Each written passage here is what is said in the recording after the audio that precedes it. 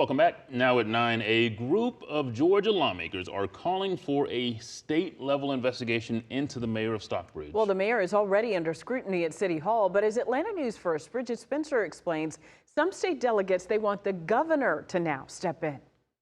Stockbridge's youngest mayor, Jaden Williams, is under a watchful eye these days.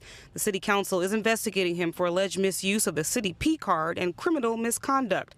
Williams sat down with Atlanta News First Investigates to negate these claims. One of the charges include a hotel stay for a youth council event.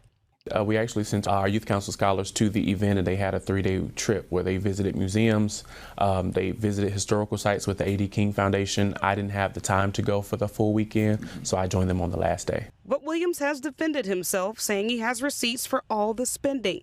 As the city investigates the Stockbridge legislative delegation, they're also calling for an independent set of eyes to investigate. We want the investigation to be separate of them.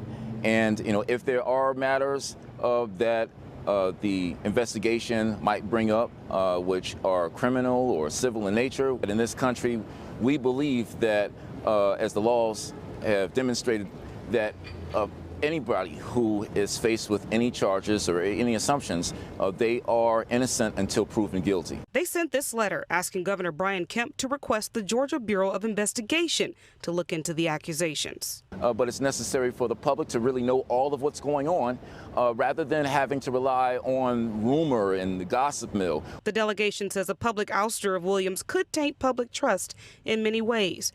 But Representative El Mahdi Holly hopes to see the truth prevail.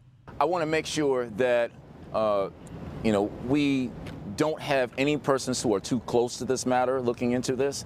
Really, this needs to be an independent body, because I think that really, it protects justice. Bridget Spencer, Atlanta News First.